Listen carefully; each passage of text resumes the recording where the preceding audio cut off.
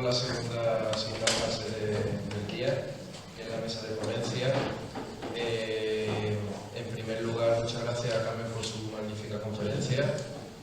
Seguramente se nos han quedado preguntas. Invito a todo el mundo a que se quede hasta última hora, hasta las 2:30, que tenemos preparada una copa, así que podemos hablar con los distintos conferenciantes y ponentes.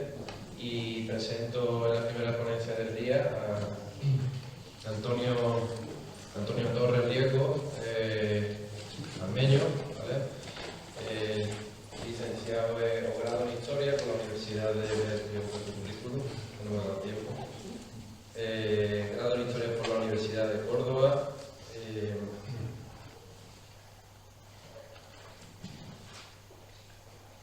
Máster en Virtualización del Patrimonio por la Universidad de Alicante, máster en Prehistoria y Arqueología por la Universidad de Cantabria. Ha participado en estudios de cuevas en Andalucía, Cantabria, País Vasco y Francia, Nerja, Navarra, Morrón, Achurra, Chufín, Altamira, Ecaín, Alcherri, entre otras. En la actualidad está haciendo un doctorado en Arqueología Prehistórica en la Universidad de Cantabria, investigando sobre la aplicación de la realidad virtual para el estudio de la experiencia artística paralítica. Antonio lo conocí hace 10 o 15 años, cuando todavía estudiaba. Apareció aquí en Santa Clara un viernes por la tarde, cuando todavía trabajaba yo en el museo, en aquella entrada. Esto cambia mucho, no sé si para mejor o para peor. Y recuerdo que de los tres compañeros que veníais, o los 4 que veníais, principalmente el que llevaba el bastón de mando de investigación, que llevaba sobre la verduga, el calcolítico y neolítico, eras tú, claramente, porque los otros se dejaban un poco a llevar. Hiciste un buen trabajo en aquella época, y desde entonces pues nos hemos visto puntualmente, pero sé que el tema de la investigación te picó, te formaste y estás avanzando mucho, y creo y creía desde el punto de vista sesoferrio, pensábamos que tenerte aquí, desde Palma, estás haciendo cosas muy interesantes desde el ámbito de la arqueología y el patrimonio, y creíamos que era la hora de que vinieras y explicaras un poquito lo que estás trabajando, así que te dejo que hables. Muchas gracias, Emilio, y gracias a la asociación Sesoferro por invitarme y poder hablar un poco de un tema que se sale un poco del patrimonio palmeño, pero sin duda es interesante. Y bueno, ya que he tenido que irme muy lejos para investigar sobre esto, que menos que devolverle un poco a Palma y contar un poco las experiencias y hablar un poco sobre el arte paralítico, ¿no? Un tema que sin duda, hasta que no te metes hasta el cuello y te metes en la plena investigación, es un tema que la sociedad conoce muy de pasada, y está lleno de estereotipos, los cuales no es solo en las altas esferas de la investigación donde se desmiente y donde se habla con total claridad, pero es demoledor cómo llega a la sociedad en una forma totalmente alterada y que nada tiene que ver con la actualidad científica. Entonces, siempre que hablamos de arte rupestre, arte paralítico, arte rupestre paralítico, cualquiera de esas acepciones, a mí siempre me gusta responder con qué arte, a cuál nos estamos refiriendo, porque si bien en cualquier periodo histórico podemos dilatar, en el arte rupestre paralítico es mucho más amplio, y nunca vamos a hablar de un arte rupestre, un arte paralítico, sino de muchos. Y vamos a tener que ir acotándolo en tiempo y en espacio para poder definirlo.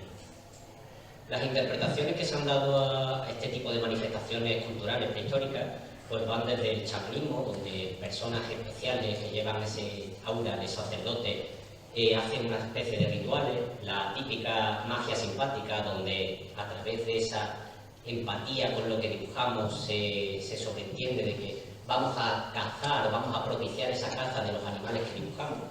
El totemismo, donde se asocia a diferentes grupos de la sociedad unos animales totémicos, es decir, este grupo se identifica con el bisonte, este otro con el caballo, y se representan esas firmas sociales. O en los años más recientes, el estructuralismo, donde se clasifica y se cree que todas las manifestaciones gráficas están dispuestas con un orden claro, al igual que están dispuestas las imágenes en una catedral. Sin ninguna duda, ninguna de estas es correcta, al menos en su totalidad, y por más que me pese, tampoco tengo la respuesta a cuál es la interpretación. La realidad arqueológica es no tenemos ni idea, absolutamente. Se parecen un poco más en una, en otras parece que es otra cosa. La cuestión es que no hay una respuesta única al arte rupestre paleolítico. Cada cueva y cada manifestación gráfica responde a una utilidad y vemos cómo esto va variando según el tiempo y según el espacio. Por lo tanto, no hay una respuesta coherente a qué es el arte rupestre, pues según dónde y con quién. Esto es algo muy fácil de entender teniendo en cuenta de que la prehistoria responde al 99,8% de lo que es la historia del ser humano desde que los primeros homos. Pero si nos ceñimos un poco más al paleolítico, estaríamos hablando de arte rupestre asociado como mínimo a nuestra especie, que se origina hace 195.000 años, y parece ser que en los últimos tiempos hay dudas sobre si también podría hacer arte paleolítico, arte rupestre, el Homo neandertal, ¿no? El Homo sapiens neanderthalensis, en el cual sí que tenemos evidencias de adornos, de elementos artísticos, pero aún a ciencia cierta y con mucho debate de por medio no tenemos claramente manifestaciones gráficas rupestres. La puede haber, tiene las mismas capacidades que tenemos nosotros como especie, pero de momento no lo hemos atestiguado. En cualquier caso, estamos hablando de que el arte rupestre paleolítico se extiende por, a grandes rasgos, casi 38.000 años en nuestra sociedad. Por pura necesidad, los motivos, la respuesta, la utilidad o el significado de este arte paleolítico es distinto. En 38.000 años es muy complicado que sociedades mantengan una utilidad, una coherencia y se signifiquen unas mismas a otras. No solo en el tiempo, sino también en el espacio. El arte rupestre paleolítico, al menos en Europa, se extiende, como vemos, por toda la geografía, haciendo una mayor hincapié, una mayor profusión en el norte de la península ibérica y en Francia, también porque se ha investigado más en ese sitio, lo cual no quiere decir que en otras zonas no vayan apareciendo arte, y sí que está limitado y tenemos un contexto, a pesar de los numerosos sitios de arte rupestre, este está muy limitado por el propio cambio climático. Es decir, aquí en azul veis señalado lo que son la masa glaciar, la cual no era viable la vida humana, pero también el deshielo y el crecimiento del nivel del mar ha dejado sumergido la mayoría de estos yacimientos que estarían en la costa. Entonces, contamos con un registro mínimo en cuanto a la conservación, lo difícil que es que se conserven obras de arte de hace 30, 40.000 años, y luego también matizado por el interés investigador, la capacidad económica o, como vemos aquí, la propia gente. En cualquier caso, el arte rupestre tenemos cientos y miles de ejemplos distintos, los cuales no podemos meter todos en un mismo saco. Lo que sí tenemos que tener claro es que el arte está asociado indisolublemente a un contexto histórico, cultural, ideológico y espacial. El arte rupestre no se puede desligar del sitio en el que está. Precisamente eso es lo que hace una de las características más fuertes de este tipo de manifestaciones, que están ligadas intrínsecamente al propio espacio donde se circunscriben, normalmente cuevas, pero también abrigos o piezas de rey. Pero está hecho para estar ahí, y lo entenderemos posteriormente mucho más. La idea es que cuando nos referimos a arte rupestre, y es esos clásicos dogmas que nos inculcan y que tienen una respuesta única, para cazar, tal, los ejemplos en el arte histórico son muy claros. Todo esto que veis aquí es arte rupestre de una época u otra, y entendemos perfectamente que según la motivación cambia de ser arte religioso a ser arte decorativo, reivindicativo o funerario. Lo vemos todos los días en nuestras calles. Es arte rupestre, si lo analizamos desde un punto de vista técnico, todos están hechos con una misma técnica, sobre un soporte pétreo. Lo podemos analizar con el lenguaje arqueológico y todos responden al mismo. Y, aun siendo coetáneos, no diferenciándose más de 20 años entre cada una de las obras, podemos diferenciar claramente cómo unas tienen un valor artístico, otros reivindicativo, otros simplemente una cuestión social, una firma. Entendemos claramente esa variabilidad en nuestro día a día y entendemos que un graffiti no es lo mismo el de las caras de Frida Kahlo que el de cualquier firma de un banco. Esto lo vemos muy claramente, pero cuando pasamos al arte rupestre, la perspectiva histórica nos hace agruparlo todo en una misma cosa. Para que entiendan un poco esta perspectiva histórica, el bisonte de la izquierda con el del centro se diferencian más en más años que el del centro de la Cueva de Altamira con uno del año 2020. Esta perspectiva cónica que nos hace el tiempo tan prolongado que tenemos en la prehistoria nos hace agruparlo y querer ver todo como una misma cosa, lo cual es una neblina que se nos pone a los investigadores para diferenciar estas intenciones, estas utilidades que tenía este arte. Lo vemos muy claro cuando el arte está ligado al contexto, cuando el mismo motivo lo podemos asociar y le aportamos un significado, por muy simple que sea el motivo, que depende directamente del sitio donde esté y de nuestra propia cultura. Así, motivos paleolíticos, claro, que nosotros podemos interpretar. No, es que aquí han filmado y decía, estoy aquí. Nosotros a una figura de stock, que básicamente es lo mismo, le damos todo un código gráfico y lleno de significado en el manual de circulación, el cual está plagado de significado. Ese significado cultural no lo vamos a poder obtener de las sociedades paleolíticas, pero sí el significado del sitio en el que está y cómo descontextualizando vamos a perder ese significado.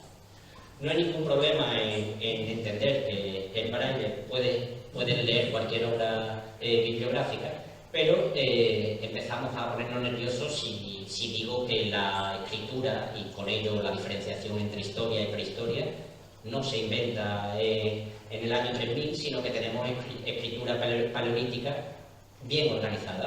La tenemos, en este caso es un ejemplo de una cueva malagueña, la cueva de Navarro, y tenemos un código gráfico perfectamente estructurado en el cual está codificado y sabemos su sintaxis, sabemos si tienen una falta de ortografía aquí los paleolíticos, pero nos falta, al igual que le faltaba con los egipcios, la piedra rosa.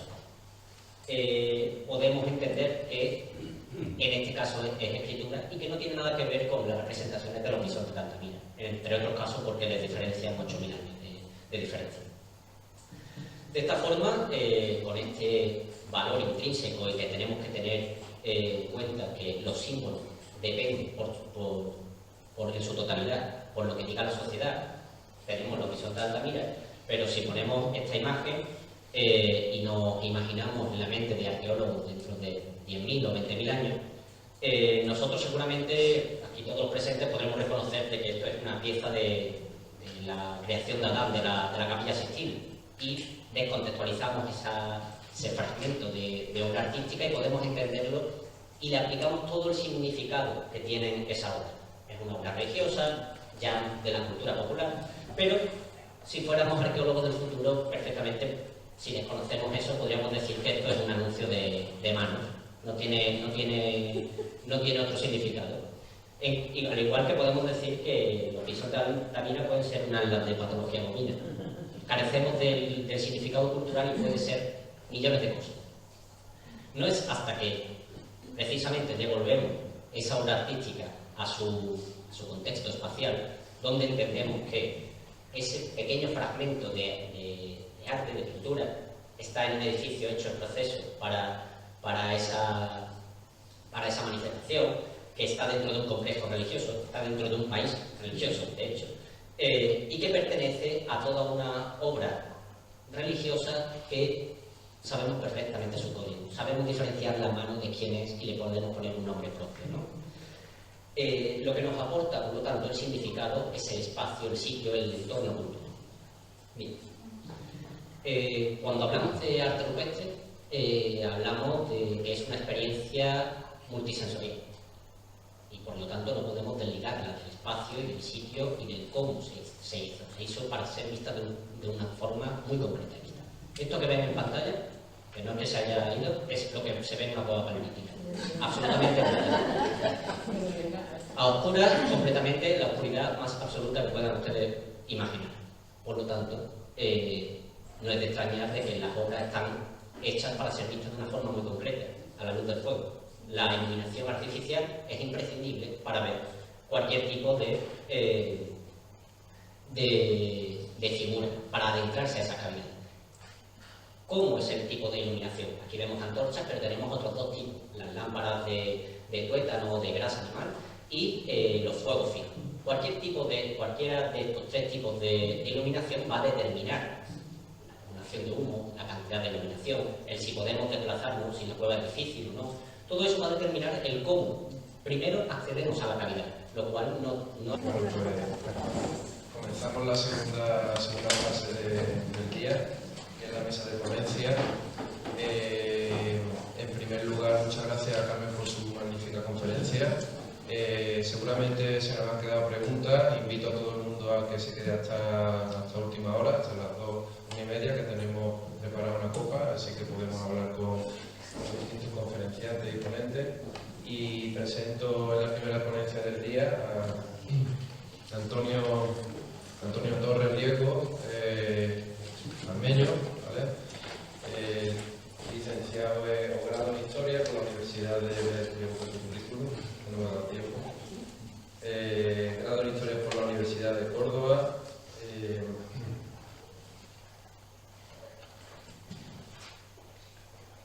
Máster en Virtualización del Patrimonio por la Universidad de Alicante, máster en Prehistoria y Arqueología por la Universidad de Cantabria. Ha participado en estudios de cuevas en Andalucía, Cantabria, País Vasco y Francia, Nerja, Navarra, Morrón, Achurra, Chufín, Altamira, Ecaín, Alcherri, entre otras. En la actualidad está haciendo un doctorado en Arqueología Prehistórica en la Universidad de Cantabria, investigando sobre la aplicación de la realidad virtual para el estudio de la experiencia artística paleolítica. Antonio lo conocí hace 10 o 15 años, cuando todavía estudiaba. Apareció aquí en Santa Clara un viernes por la tarde, cuando todavía trabajaba yo en el museo, en aquella entrada. Esto ha cambiado mucho, no sé si para mejor o para peor. Y recuerdo que de los tres compañeros que veníais, o los 4 que veníais, principalmente el que llevaba el bastón de mando de investigación, que llevabais sobre la verduga, el calcolítico y neolítico, eras tú, claramente, porque los otros se dejaban un poco a llevar. Hiciste un buen trabajo en aquella época y desde entonces pues nos hemos visto puntualmente, pero sé que el tema de la investigación te picó, te formaste y estás avanzando mucho, y creo y creí desde el punto de vista sesoferrio, pensábamos que tenerte aquí desde Palma, estás haciendo cosas muy interesantes desde el ámbito de la arqueología y el patrimonio, y creíamos que era la hora de que vinieras y explicaras un poquito lo que estás trabajando, así que te dejo que hables. Muchas gracias, Emilio, y gracias a la Asociación Sesoferrio por invitarme y poder hablar un poco de un tema que se sale un poco del patrimonio palmeño, pero sin duda es interesante. Y bueno, ya que he tenido que irme muy lejos para investigar sobre esto, que menos que devolverle un poco a Palma y contar un poco las experiencias y hablar un poco sobre el arte paralímpico, ¿no? Un tema que sin duda, hasta que no te metes hasta el cuello y te metes en la plena investigación, es un tema que la sociedad conoce muy de pasada, y está lleno de estereotipos, los cuales no es solo en las altas esferas de la investigación donde se desmiente y donde se habla con total claridad, pero es demoledor cómo llega a la sociedad en una forma totalmente alterada y que nada tiene que ver con la actualidad científica. Entonces, siempre que hablamos de arte rupestre, arte paralítico, arte rupestre paralítico, cualquiera de esas acepciones, a mí siempre me gusta responder con qué arte, a cuál nos estamos refiriendo, porque si bien en cualquier periodo histórico podemos dilatar, en el arte rupestre paleolítico es mucho más amplio, y nunca vamos a hablar de un arte rupestre, un arte paleolítico, sino de muchos. Y vamos a tener que ir acotándolo en tiempo y en espacio para poder definirlo. Las interpretaciones que se han dado a este tipo de manifestaciones culturales prehistóricas pues van desde el chamanismo, donde personas especiales que llevan ese aura de sacerdote hacen una especie de rituales, la típica magia simpática, donde a través de esa empatía con lo que dibujamos se sobreentiende de que vamos a cazar o vamos a propiciar esa caza de los animales que dibujamos.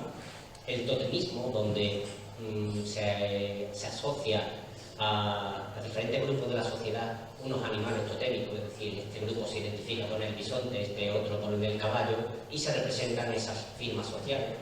O en los años más recientes el estructuralismo, donde se clasifica y se cree que todas las manifestaciones gráficas están dispuestas con un orden claro, al igual que están dispuestas las imágenes en una catedral. Sin ninguna duda, ninguna de estas es correcta, al menos en su totalidad, y por más que me pese, tampoco tengo la respuesta a cuál es la interpretación. La realidad arqueológica es no tenemos ni idea, absolutamente. Se parecen un poco más en una, en otras parece que es otra cosa. La cuestión es que no hay una respuesta única al arte rupestre paleolítico. Cada cueva y cada manifestación gráfica responde a una utilidad y vemos cómo esto va variando según el tiempo y según el espacio. Por lo tanto, no hay una respuesta coherente a qué es el arte rupestre, pues según dónde y con quién.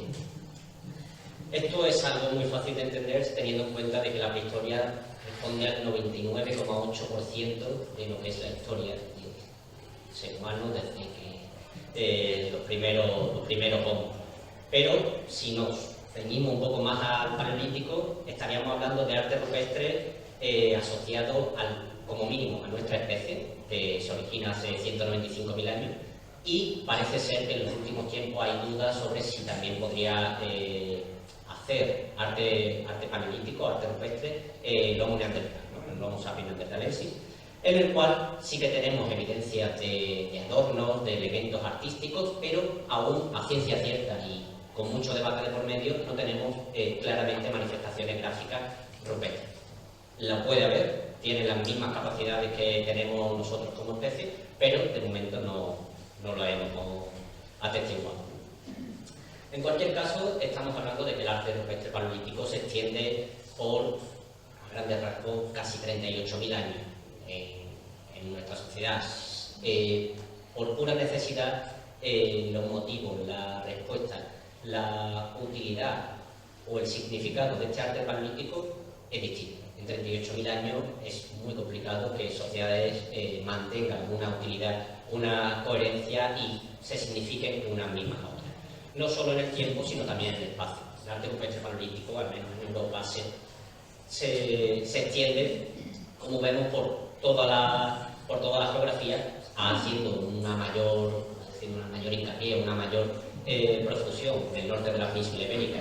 Y en Francia, también porque se ha investigado más en ese sitio, lo cual no quiere decir que en otras zonas no vayan apareciendo arte, y sí que está limitado y tenemos un contexto, a pesar de los numerosos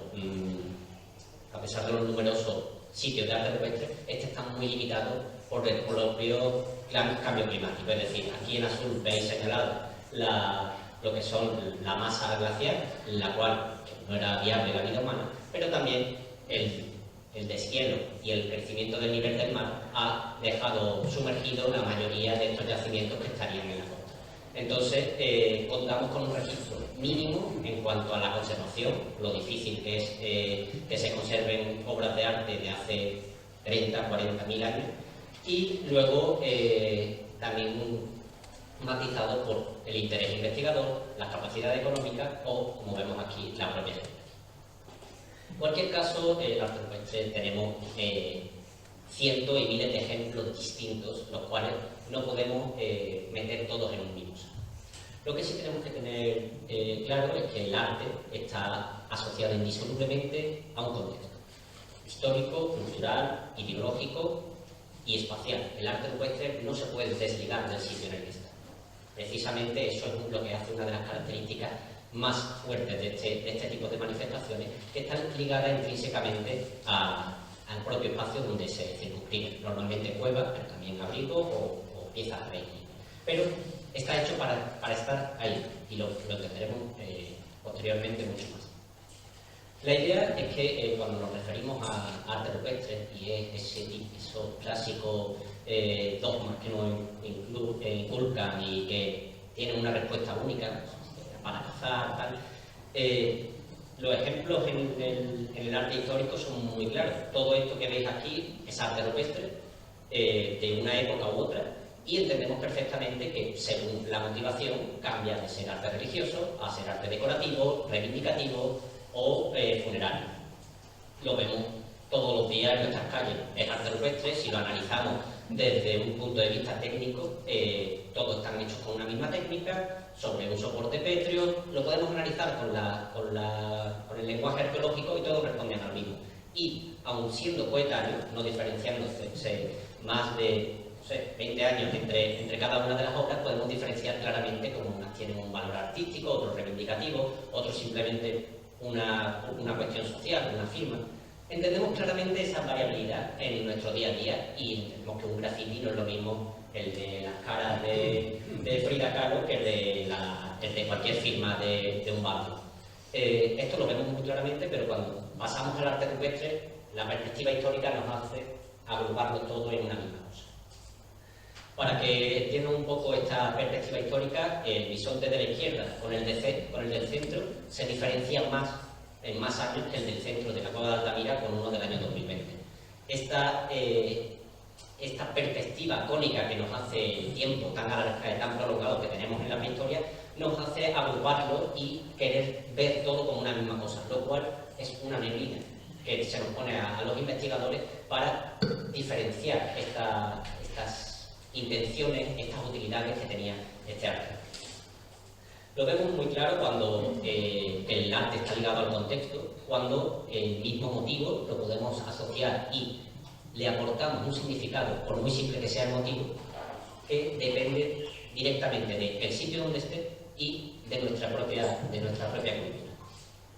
Así, motivos paleolíticos, claro, que nosotros podemos interpretar. No, es que aquí han filmado y decía, estoy aquí. Nosotros a una figura de stock, básicamente lo mismo, le damos todo un código gráfico y lleno de significado en el manual de circulación, el cual está plagado de significado. Ese significado cultural no lo vamos a poder obtener de las sociedades paleolíticas, pero sí el significado del sitio en el que está, y cómo descontextualizando vamos a perder ese significado. No hay ningún problema en entender que el braille puede leer cualquier obra bibliográfica, pero empezamos a ponernos nerviosos si digo que la escritura y con ello la diferenciación entre historia y prehistoria no se inventa en el año 3000, sino que tenemos escritura paleolítica bien organizada. La tenemos, en este caso es un ejemplo de una cueva malagueña, la cueva Navarro, y tenemos un código gráfico perfectamente estructurado en el cual está codificado y sabemos su sintaxis, sabemos si tienen una falta de ortografía aquí los paleolíticos, pero nos falta, al igual que le faltaba con los egipcios, la piedra rosa. Podemos entender que en este caso es escritura y que no tiene nada que ver con las representaciones de los bisontes de Altamira, entre otros casos porque les diferencian 8.000 años de diferencia. De esta forma, con este valor intrínseco y que tenemos que tener en cuenta que los símbolos dependen en su totalidad por lo que diga la sociedad, tenemos los bisontes de Altamira, pero si ponemos esta imagen y nos imaginamos en la mente de arqueólogos dentro de 10.000 o 20.000 años, nosotros seguramente, aquí todos los presentes, podremos reconocer de que esto es una pieza de la creación de Adán de la Capilla Sixtina, y descontextualizamos ese fragmento de obra artística y podemos entenderlo y le aplicamos todo el significado que tiene esa obra. Es una obra religiosa, ya de la cultura popular, pero si fuéramos arqueólogos del futuro, perfectamente, si desconocemos eso, podríamos decir que esto es un anuncio de manos, no tiene otro significado. Y al igual que podemos decir que los bisontes de Altamira pueden ser un atlas de patología bovina. Carecemos del significado cultural y puede ser millones de cosas. No es hasta que precisamente devolvemos esa obra artística a su contexto espacial, donde entendemos que ese pequeño fragmento de arte, de pintura, está en un edificio hecho en proceso para esa manifestación, que está dentro de un complejo religioso, está dentro de un país religioso, de hecho, y que pertenece a toda una obra religiosa que sabemos perfectamente su código, sabemos diferenciar la mano de quién es y le podemos poner un nombre propio, ¿no? Lo que nos aporta, por lo tanto, el significado es el espacio, el sitio, el entorno cultural. Bien. Cuando hablamos de arte rupestre, hablamos de que es una experiencia multisensorial y por lo tanto no podemos desligarla del espacio y del sitio y del cómo se hizo. Se hizo para ser vista de una forma muy concreta. Esto que ven en pantalla, que no es que se haya ido, es lo que se ve en una cueva paleolítica. Absolutamente brutal. A oscuras, completamente, la oscuridad más absoluta que puedan ustedes imaginar. Por lo tanto, no es de extrañar de que las obras están hechas para ser vistas de una forma muy concreta, a la luz del fuego. La iluminación artificial es imprescindible para ver cualquier tipo de figura, para adentrarse a esa cavidad. ¿Cómo es el tipo de iluminación? Aquí vemos antorchas, pero tenemos otros dos tipos, las lámparas de tuétano o de grasa animal y los fuegos fijos. Cualquiera de estos tres tipos de iluminación va a determinar la acumulación de humo, la cantidad de iluminación, el si podemos desplazarnos, si la cueva es difícil o no. Todo eso va a determinar el cómo. Primero accedemos a la cavidad, una cosa maravilla, y podemos coger una antorcha y meter en una cueva de a lo mejor 4 kilómetros de profundidad. Tiene mucho más que ver con una expedición al Himalaya, donde hay que prepararse, hay que habituallarse de los elementos, por ejemplo, en este caso lumínicos, que dura 1 o 2 horas, pero necesitamos varias antorchas para ir y volver, sobre todo. Equipos de progresión, cuerdas, escalas, equipos de personas, no son incursiones unipersonales, que me voy a una cueva y a ver si vengo. Son grupos organizados donde, pues mira, yo llego hasta aquí, te espero con un fuego por si tú me das una voz y puedo llegar hasta allí. Requiere un proceso mucho más complejo.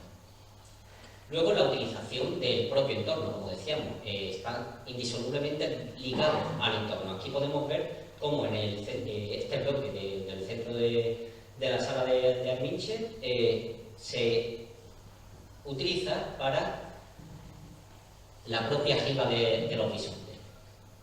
No podemos coger y las líneas de los bisontes, calcarlas, llevárnoslas en un celofán y decir, bueno, esta es la obra artística. No se entiende si no está unida a la roca, unida al espacio, unida a esas sombras, juegos de luces y sombras que forman esta obra. El ejemplo más característico que todos conocen es los bisontes de Altamira, que utilizan estas protuberancias del techo para dar forma, y como el arte está supeditado al soporte. Ya estaba el soporte y son los artistas o las artistas las que ven cómo adaptar la forma del animal, y es el que se adapta al propio soporte y no al revés. Luego encontramos que el arte rupestre puede ser hecho para ser visto por un público. Aquí podemos ver como es prácticamente una sala circular donde estos grandes móvidos están deformados, incluso cuando los vemos, esta anamorfosis que se llama, están deformados para que desde un punto de vista del espectador se vean correctamente, pero si nos acercamos al punto de vista del artista, están totalmente deformados en cuanto a sus proporciones. En este caso podemos ver claramente que esta obra estaba hecha para ser vista. Es una cueva fácil, es una cueva que tiene este espacio donde se puede reunir un grupo de personas y se puede ver con facilidad un motivo. Nada que ver con esta cueva. Hay que subir en oposición. Aquí ya los compañeros pusieron una escala, pero hay que subir, o los paleolíticos subieron en oposición, es decir, empujando con la mano y los pies hacia los lados, durante una chimenea de 15 metros en vertical. Si caes, si te resbalas, es una muerte segura. Y una vez que llegas arriba, ese es el espacio que tienen los compañeros, hay un bisonte grabado de 1 metro y pico, en el cual, después de que el autor o la autora de este bisonte lo hiciera, no vino nadie, porque de hecho encontramos sus propias huellas, hasta que llegamos nosotros hace 3 o 4 años. Es decir, esta obra está claramente hecha para no ser vista. La vio el autor o la autora y se la quedó para él. Puede ser fruto de una prueba, puede ser fruto de una inspiración artística unipersonal, no lo sabemos, no tenemos ni idea. Pero, desde luego, lo diferenciamos totalmente de esas obras que están hechas para ser. Aquí, no sé si ven aquí unos puntitos amarillos, Esos son mis compañeros, esto es la Cueva de Nerja.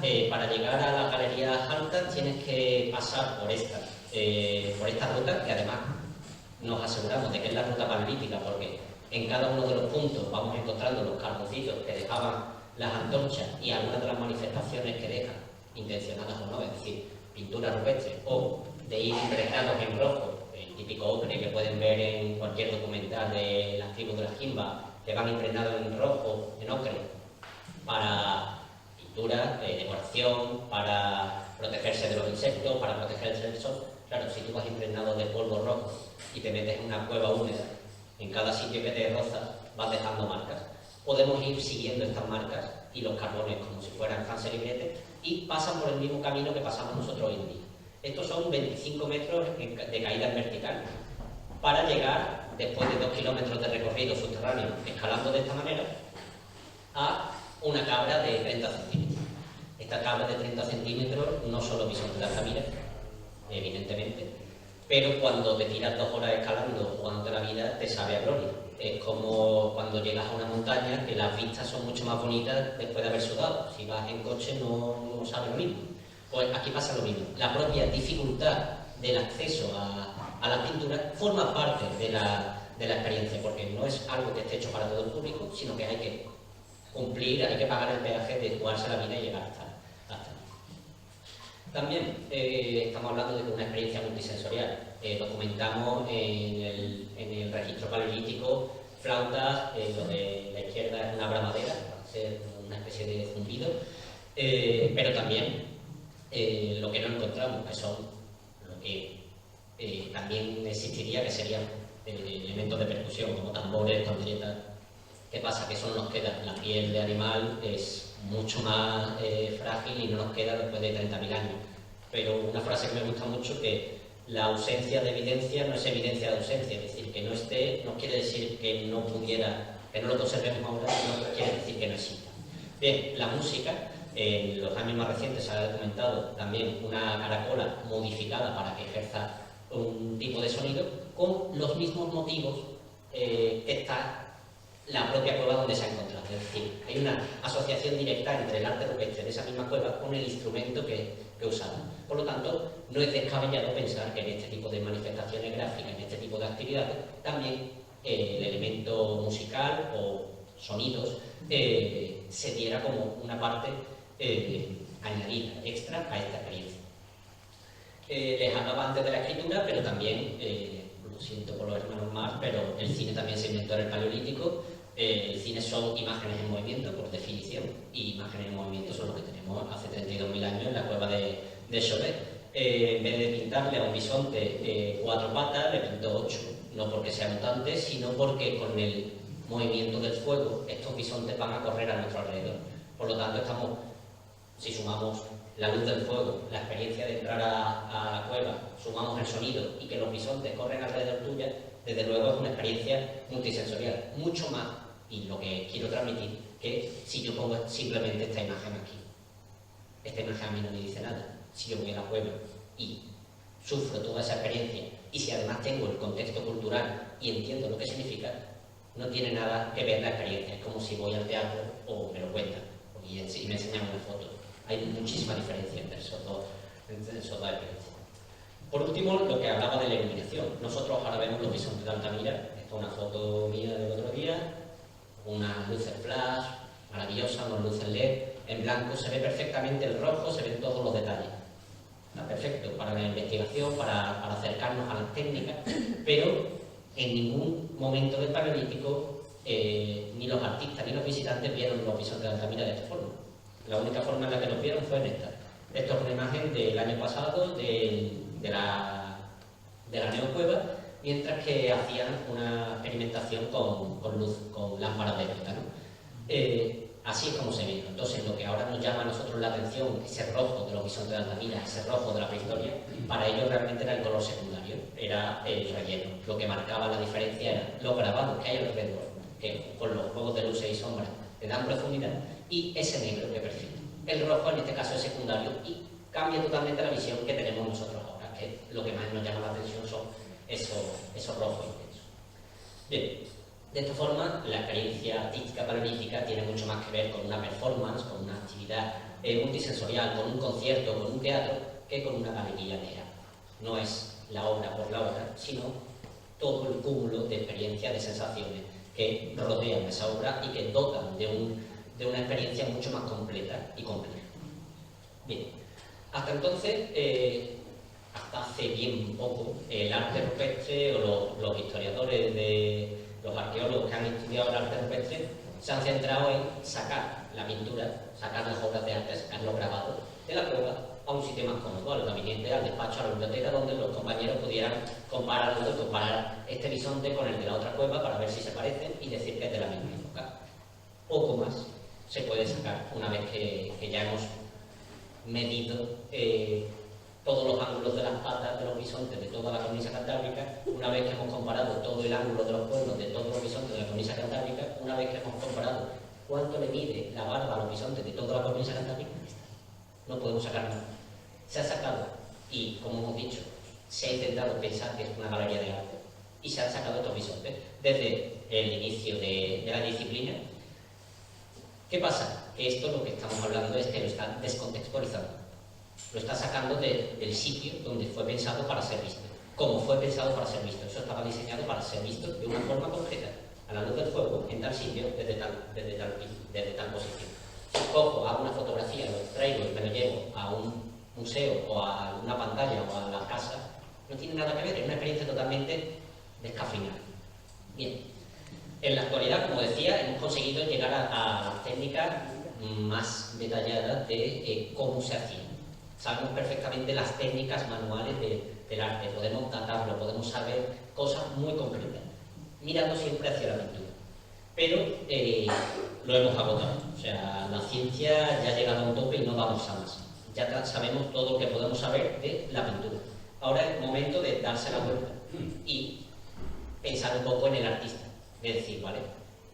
No solo en el artista, sino también en el espectador, que estaba pensando, que estaba sintiendo, cómo estaba diseñando esto como espectáculo, qué emociones podría sentir a la hora de llegar a esta experiencia, porque de lo que es la obra ya hemos agotado todos los recursos. Os voy a poner el caso de la última y la que más estudiada tenemos. Esta es la cueva de las Churras, se descubrió en 2016, y a pesar de que era una cueva típica del pueblo, que entraban gente y los chavales a hacer botellones y a hacer graffiti, nadie había mirado en esa repisa que está a 4 metros de altura, y menos mal, porque era una repisa totalmente intacta, donde encontramos todo un taller de arte paralítico, en este caso grabados, no es pintura, sino que es con unos elementos de cine grabados en la pared, pero encontramos todo el suelo intacto. Tras buscar y prospectar milímetro a milímetro, dejamos de mirar a los caballos que están en la pared y miramos primero al suelo para no pisar. Empezamos a encontrar que lo han dejado como estaba. Tenemos debajo justo del panel, tenemos las herramientas, los útiles de siles con los que grabarlo. Encontramos varios útiles de siles que, comparando con los trazos que dejan a nivel milimétrico y haciendo pruebas experimentales, podemos determinar que, al igual que en la paleta de un pintor, han utilizado diferentes herramientas de siles para diferentes tipos de trazos, más gruesos, más finos, y van seleccionando uno u otro en función. También encontramos las huellas de los propios artistas, o en la imagen A, ese puntito negro, es un carbón de menos de 1 milímetro, el cual, tras analizar cientos de carbones que podemos encontrar ahí, podemos determinar la especie de la rama que se utilizó para hacer el fuego, en qué época entraron, porque según si tienen unos hongos que salen en primavera o no, podemos determinar y acotar bastante el rango de cuándo entraban a esta cueva, la temperatura que alcanzó la combustión de la llama, la temperatura de color, el color que nos daba, el radio de acción que daba esa llama, todo eso a través de un carbón de 1 milímetro. Eso nos lleva a hacer experimentaciones, es decir, con las experimentaciones, con este conocimiento de los carbones, replicamos cuáles son los sistemas de iluminación paleolítica fielmente. Cogemos la misma madera, le añadimos los mismos condimentos, lo ponemos a la misma temperatura y podemos ver cuál es la iluminación paleolítica, ¿no? Replicamos de esta forma. Aquí estamos haciéndolo en una cueva que no tiene nada, nos lo cedió un ayuntamiento, que no tiene nada arqueológico, lo miramos primero y luego nos la dejaron para que hiciéramos experimentación. Bien, tras eso empezamos a documentar en 3D, es decir, vamos a documentar mediante fotogrametría, a través de una serie de fotos o láser escáner, donde va tomando millones de puntos y conseguimos la réplica de toda la cueva, en concreto y en detalle de este camarín. De esta forma tenemos los modelos 3D perfectamente escalados al milímetro, es una réplica virtual, y sobre ella podemos volver a poner como si estuvieran recién hechos los grabados, porque claro, ahora tienen una pátina de polvo, suciedad, que se ha acumulado durante los 22.000 años que tienen estos caballos. Pero, como ya tenemos el calco hecho, volvemos a limpiarlo y a tener la imagen como sería. Por ejemplo, aquí el señor, no me acuerdo del nombre, pero posiblemente la persona con más mala suerte de la cornisa cantábrica. Aquí ven sus iniciales, UMN, grabó encima de un caballo de hace 22.000 años y no lo vio. O sea, como no lo iba buscando, no vio el caballo. Y podría haber sido el descubridor, de hecho sabemos su nombre, vive en el pueblo a día de hoy, tiene 70 años, pero no lo vio. Virtualmente hemos quitado este grabado y ya está como lo vieron los artistas paralímpicos. Bien, el siguiente paso es todo esto introducirlo en un motor de juego, en el mismo con el que se crea Fortnite, si alguno lo conoce, en cualquiera de los videojuegos que se hacen en la actualidad. Metemos todo este material 3D y nos sirve ahora como espacio donde vamos a movernos. Bien, ¿cuál es la idea de esta? Pues no es sacar la pintura, no es sacar la obra de arte, sino meternos nosotros. Creamos una réplica virtual, creamos una réplica exacta del espacio subterráneo y copiamos, en base a los datos arqueológicos, cuáles son el entorno paleolítico, iluminación, sonido, espacio, luces y sombra.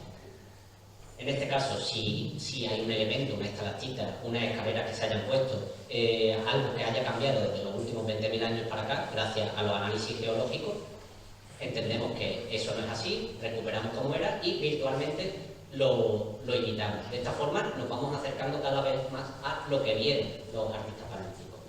En este caso, la acústica, también hemos dicho que se utilizaban los sonidos.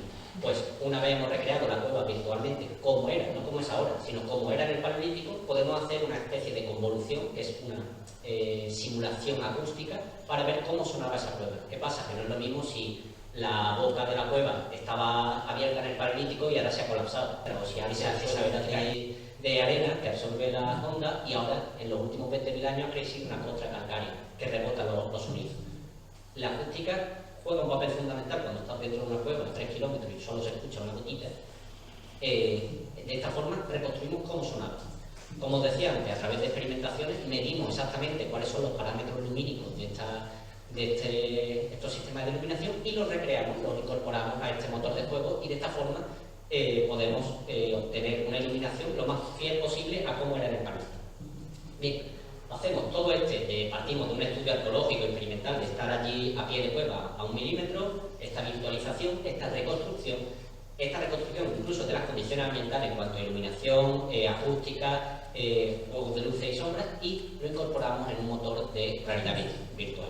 De esta forma, el espectador, tanto para el público general, que le damos una experiencia mucho más realista en cuanto a lo que era en la prehistoria, que lo que pueden ver si van a una cueva en la actualidad. De hecho, en la cueva esta no es visitable, por lo tanto, la experiencia es cero. De esta forma, la experiencia al menos entra y estás aquí a pie de panel, no solo con el enriquecimiento de que estás viendo la cueva como era en el Paleolítico, no como está ahora, llena de grafiti. Entonces, es una experiencia enriquecedora, pero no nos quedamos en un nivel turístico o en un nivel de cara a la divulgación, sino que a nosotros nos sirve primero para recopilar todos los datos arqueológicos y en vez de también lo hacemos, también lo escribimos en un artículo, en una monografía, lo que sea, lo hacemos de forma visual. Entonces, cuando una persona, un investigador está leyendo una monografía, puede imaginarse, si yo digo la reconstrucción, bueno, aquí había una colada, tal. Limito mucho más el espacio amplio de la imaginación entre investigadores y le digo exactamente lo que yo me estoy imaginando según los datos arqueológicos. Esto era así. y se lo muestro gráficamente. Por lo tanto, no solo para la divulgación, sino también para compartir entre investigadores, creamos ese repositorio de datos. Así es, estas son las investigaciones, así es lo que la arqueología nos ha dicho que estaba en la cueva en este momento. Pero también nos sirve como medio para crear nuevo conocimiento histórico. No es solo un repositorio, ni tampoco es solo un espacio al público, sino también nos va a servir para crear nuevo conocimiento histórico a través de la realidad virtual. Ahora lo veremos. Aquí vais a ver un vídeo entre lo de la imagen de la derecha, que es la experimentación que hicimos con estas antorchas, que ya os comento, que venían dadas de los datos arqueológicos que encontramos en la propia cueva, y la izquierda, la experiencia en realidad virtual.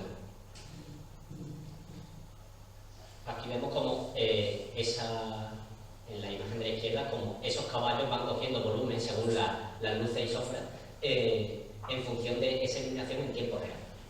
Se me ha olvidado comentar que esta experiencia es a través de una gafas, pero es de forma totalmente interactiva. No es un vídeo 360 o una experiencia pasiva, sino que tú puedes ir andando por la cueva, tienes que estar en la misma postura que estás en la cueva real, tienes que ir iluminando tú mismo, o sea, coges la antorcha con la mano, virtualmente, te desplazas por ella y puedes ir iluminando en tiempo real. Es decir, de esta forma no es un vídeo, no es, me refiero de que nosotros ponemos los 12 metros de repisa que tiene y el investigador o el espectador puede recorrer los 12 metros de repisa mirando cada uno de los vestigios con su propio pie y utilizando la propia iluminación. De esta forma, este estudio interdisciplinar, que dejamos de mirar a la pared únicamente, como hacían nuestros compañeros de hace unas decenas de años, y miramos todo, la geología, los carbones, el sile, toda la evolución geológica de la cavidad. Observamos la cueva en su totalidad. Todo eso nos da como resultado esta realidad virtual basada en datos científicos, y la cual no se queda ahí, sino que nos sirve como punto de partida para crear nuevo conocimiento histórico. ¿Cuál es este? Pues la cuantificación de la experiencia artística. Es decir, podemos medir cuáles son los impulsos cerebrales de esta experiencia una vez que está el espectador expuesto a esta experiencia y ver cómo cambia de ver una obra de arte con su iluminación original, en su estado original, a verla en el estado actual. De esa forma podemos cuantificar en qué porcentaje afecta a cómo interpretamos nosotros ese arte rupestre. Seguimos sin saber lo que significa. Culturalmente no podemos llegar, pero estamos un 1% más cerca porque al menos la estamos viendo como estaban pensadas para ser. El ejemplo que digo termina con un dato muy relevante, es decir, las investigaciones de hace 20 años nos podrían haber dicho, efectivamente estamos ante 48 figuras de animales, dos de ellas, aquí los veis, los caballos, son del Magdaleniense en medio y están hechos con sile y están hechos de tal forma. En fin, muchas gracias. En este caso hemos podido darle la espalda a los caballos y mirar a las personas. Lo que hemos sacado a través de